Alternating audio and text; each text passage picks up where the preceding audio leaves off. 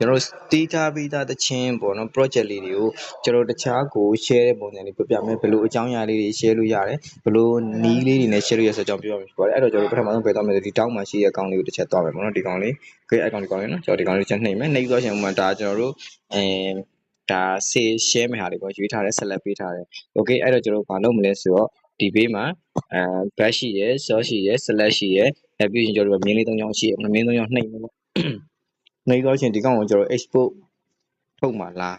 ပေါ့နော် export ထုတ်မှာလားဆိုတာရှိတယ်ဒီ export ကကျွန်တော်တို့ထုတ်ပြီးတော့တခါတည်း share လိုက်တာပေါ့နော်ကျွန်တော်တို့ export တစ်ချက်နှိပ်ကြည့်မယ် export ပြီးတော့ရှင်ကျွန်တော်ဒီမှာစကိုတစ်ချက်နှိပ်လိုက်မယ်ပေါ့နော်စနှိပ်ပြီးတော့ရှင်ဒါတော့ကျွန်တော်တို့ file နဲ့ share တဲ့ပုံစံလေးပါ file ကကြာဘယ်လိုမျိုးမှာ share လဲဆိုတော့ကျွန်တော်တို့ဒီဘက်ကလည်း FNCU mobile သုံးတယ်ဟိုဘက်ကလည်း FNCU mobile မှာပြန်ဖွင့်ဖို့အတွက်ဆိုရင်ဒီကောင်လေးကိုကျွန်တော်တို့ကြိုက်တဲ့နေရာနေပြီးတော့သက်ဆိုင်ရာနဲ့ Telegram share မှာလားဒါမှမဟုတ် Bluetooth နဲ့ share မှာလား Facebook ကနေတင်မှာလားကျွန်တော်တခြားဘယ်ကနေ share မှာလဲဆိုတာအများကြီးပဲပေါ့နော်upload တင်မှာလားကျွန်တော်တခြားပိုက်ပါဖို့မှာလားအများကြီးပဲရှိရပေါ့နော်အဲ့လိုမျိုးလုပ်လို့ရတယ်ဒါတော့ကျွန်တော်ပထမတစ်ချက် file share နေပေါ့နော်နောက်တစ်ခုကကြာကျွန်တော်ဒီကောင်ကိုထပ် share မဲ့ပုံစံလေးပေါ့နော်စေ့မယ်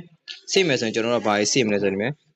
FN စေးလို့ရတယ် FNB စေးလို့ရတယ် စေးလို့ရတယ် MIDI စေးလို့ရတယ် weight စေးလို့ရတယ် FNCC OE စေးလို့ရတယ် MID စေးလို့ရတယ် okay ကျွန်တော်အဓိကဘာပြောချင်တာလဲဆိုတော့ဒီမှာဒါဆိုရင်ကျွန်တော်တို့ဒီ project လေးထဲမှာစေးလိုက်တယ် okay တော့ပြင်ဒါစေးရှိရယ်စမ်းရှိရယ်နှစ်မျိုးရှိရယ်ပေါ့နော်ကျွန်တော်ဥမာပေါ့ကျွန်တော်တခြားကိုဟိုဘက်ကလူကFNCC mobile သုံးတော့မဟုတ်တခြားဟာတွေသုံးတာဒါပေမဲ့ကျွန်တော်တို့ဟာကိုmesin ဆွဲဖို့တခြားဘာညာတရကလောက်ဖို့ပေါ့နော်အဲ့တော့ကိုကျွန်တော်တို့ share ချင်တယ်ဆိုရင်ကျွန်တော်ဒီမှာ MP3 ပြီးကျွန်တော်ဒီမှာစမ်းကိုတစ်ချက်နှိပ်လိုက်ပါစမ်းနှိပ်လို့ရှိရင်ကျွန်တော်ဒီမှာကိုထဲမှာစေ့မလား share မလားဆိုတဲ့နှစ်မျိုးရှိတယ်အဲ့တော့ကျွန်တော်တို့ဒီမှာ share ကိုတစ်ချက်နှိပ်လိုက်ပါနော် share နေပြီးကျွန်တော်တို့ဒီအောက်ကဘန်တာကိုနှိပ်လိုက်မယ်ဒါတော့ကျွန်တော်တို့ပြည့်အောင်စောင့်ရမယ်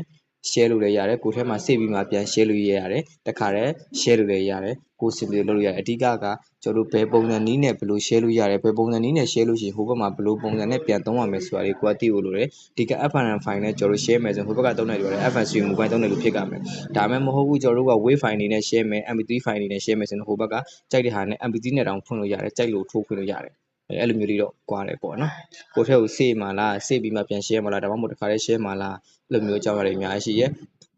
okay ဒါဆိုရင်ကျွန်တော် MP3 ပေါ့ MP3 နဲ့ကျွန်တော်တို့share လိုက်တယ် share ဖို့အတွက်ကျွန်တော်ဥမာပေါ့တခုခုစီကိုပို့လို့ရတယ်ဟောကျွန်တော် share မယ်ပေါ့ Telegram share မှာလားဒါမှမဟုတ်ကျွန်တော်တို့ဒီ Facebook က share မှာလားအများကြီးပဲရှိတယ်ဥမာကျွန်တော် Viber ကနေ share တဲ့နေလေးတခုပြလိုက်မယ်ပေါ့နော်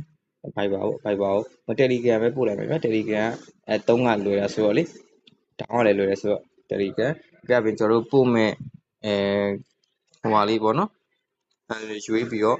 စောင့်နှိပ်လိုက်အောင်ပဲအဲဒါကျွန်တော်ဒီ MP3 file တွေကအလွယ်တကူဟိုဘက်မှာရောက်သွားမယ်ဟိုဘက်ရောက်မယ်ဆိုရင်ကျွန်တော်ဒီကောင်လေးအဲ့လိုမျိုး wine level ပေါ့ဟိုတခြားဘက်မှာဒီကောင်ကလည်းကျွန်တော်တို့ အလွယ်တကူ auto save to download လုပ်လို့ရတယ်ဒီကောင်လေးတွေလည်းသူတို့အထဲမထည့်ဘဲနဲ့ဖွင့်ကြည့်လို့ရတာ